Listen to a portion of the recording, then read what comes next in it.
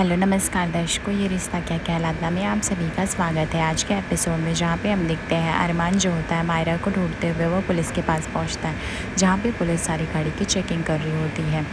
अरमान को वो ट्रक देख के कुछ शक होता है और फूफा साहब भी बोलते कि मोस्ट ऑफ द टाइम वो इसी ट्रक में हो सकती है। अरमान बोलता है हमें ये ट्रक रुकाना पड़ेगा। उस ट्रक पे हम देखते हैं कि मायरा के साथ बहुत सारी बच्चियाँ होती हैं, जिसे उस गुंडे ने एकदम डरा धमका के चुप करा के पर्दे के पीछे खड़ा किया रहता है।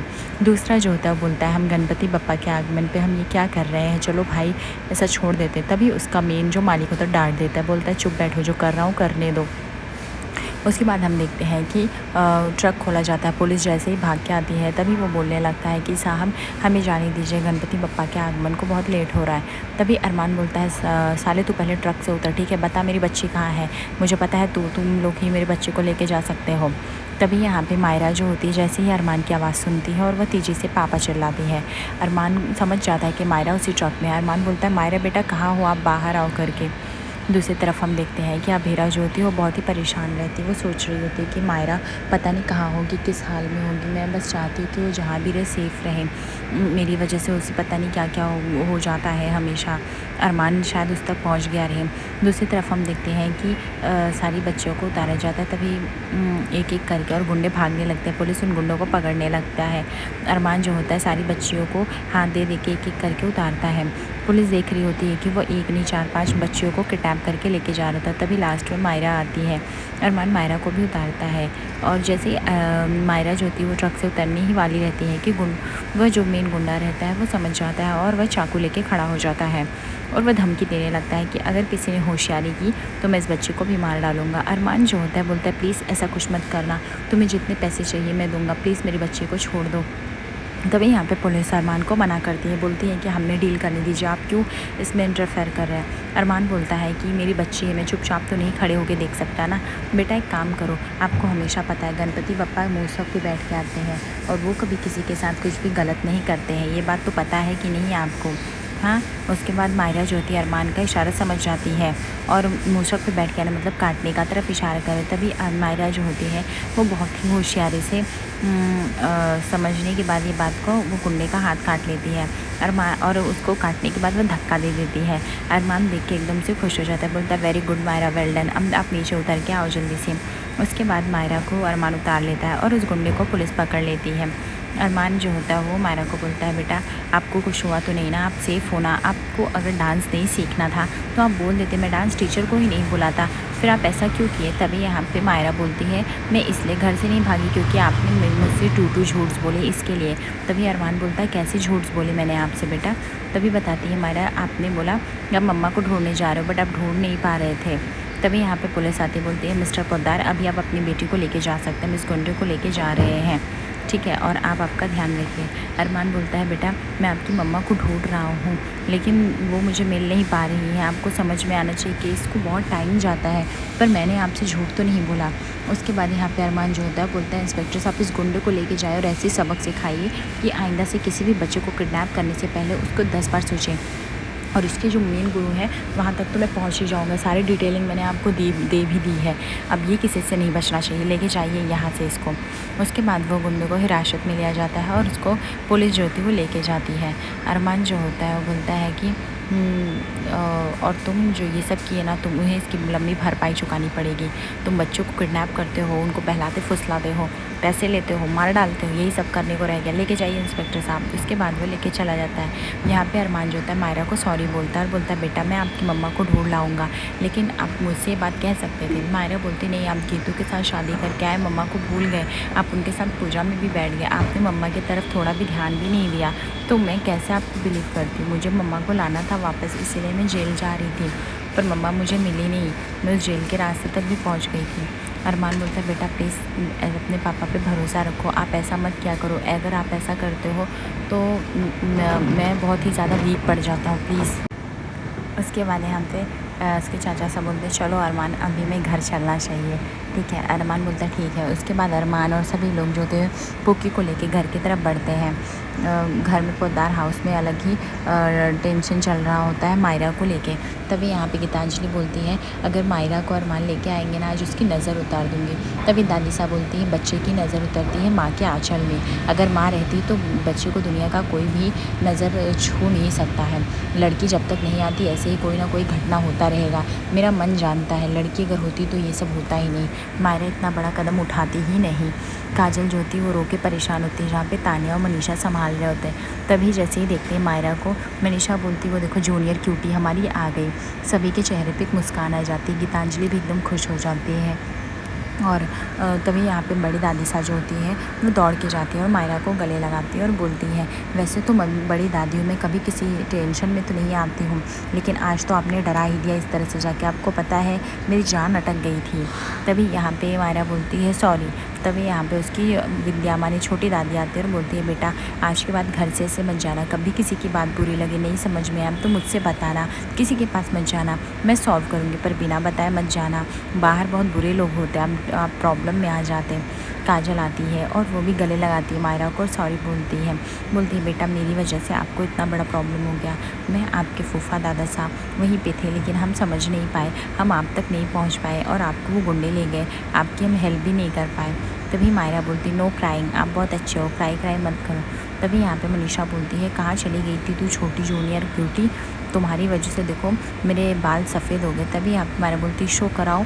तो मनीषा बोलती, शो नहीं होते, वो बाल दिखते हैं।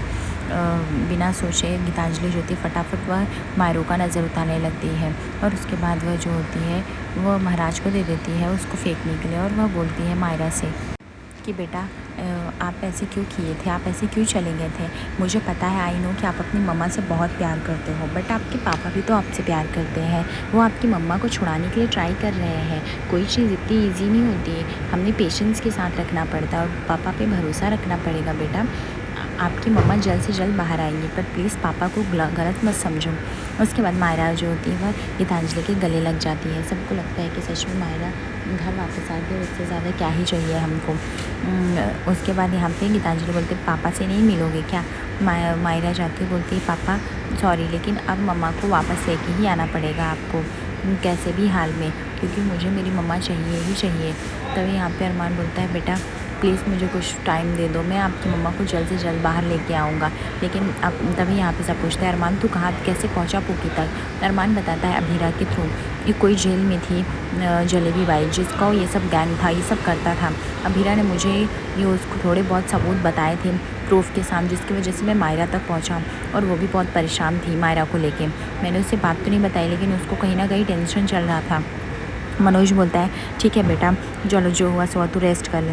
अरमान बोलता है, काका साहब मुझे एक बहुत ज़रूरी काम है, मैं वो काम करके आता हूँ, आप लोग रेस्ट करिए। उसके बाद अरमान जो होता है वो वह जो होता है सुबह कॉन्फ्रेंस तैयारी करता है, जहाँ पे बहुत सारी मीडिया रिपोर्टर आते हैं, जहाँ पे वो बताता है चाइल्ड ट्रैफिकिंग कितना बड़ा मुद्दा बन चुका है आज की दुनिया में।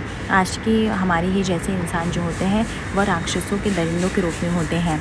वो बिना समझे बूझे वो बच्चियों के साथ गलत काम करते हैं, उनको किडनैप करते लेके जाते हैं। मेरी आप लोग से दरख्वास्त है, अगर कोई भी छोटा बच्चा अपने मम्मी या पापा या उसके फैमिली में जितने भी लोग हैं उनके साथ कंफर्टेबल नहीं है, तो प्लीज़ आप लोग स्टेप उठाइए, आप बच्चों से जानिए, आप इग्नोर मत कीजिए। इवन आपकी पर्सनल लाइफ में भी कुछ हो रहा है, क्योंकि बच्चे अक्सर बताते नहीं, माँ बाप से ऐसी बातें छिपा लेते हैं और जिसकी वजह से उनको बहुत ही लंबी भरपाई चुकानी पड़ती है। और मैं चाहता हूँ कि हम सब एक होकर अपने बच्चों की सुरक्षा करें। अरमान बोलता है कि हमें जल्द से जल्द हम सभी को जागरूक होना पड़ेगा कि चाइल्ड ट्रैफिकिंग और चाइल्ड सेविंग कितना ज़्यादा ज़रूरी हो चुका है। आजकल लोग बच्चों को उठा के लेके चले जाते हैं। अगर हम जागरूक रहेंगे तो हम अपने बच्चों की घर में बाहर सब जगह सुरक्षा करेंगे। मेरे साथ ये हुआ और जिसकी वजह से मैंने ये मुद्दा उठाया। आज गंगूबाई और उसके सारे लीडर्स जेल में हैं, लेकिन उनके जैसे हज़ारों लोग हो सकते हैं। तभी हम देखते हैं कि पूरे वेबसाइट पे सेफ और चाइल्ड चिल्ड्रन का लूप चल रहा होता है। तब अरमान जो होता है वो अभीरा से मिलने के लिए आता है। अभीरा अभीरा ज्योति काल कोठरी में बंद रहती है और वह बार बार दरवाज़ा को नॉक कर रही होती है, पूछ रही होती है प्लीज़ मेरा दरवाज़ा खोलिए, मुझे जानना है मेरी बच्ची सेफ़ है या नहीं। तभी वो जेलर साहिबा जाती है और बोलती है चलो तुम्हारा वकील आया है तुमसे बात करने के लिए, तुम्हें चलना पड़ेगा। उसके बाद वो अभीरा को लेके जाता है। अरमान जो होता है वो अभीरा को पूछता है कि क्या हुआ अभीरा, तुम ठीक हो ना। अभीरा बोलती वो सब छोड़ो, पहले मुझे बताओ पुक्की कैसी, वो घर पे आई कि नहीं, लौटी कि नहीं, उसकी तबीयत कैसी है।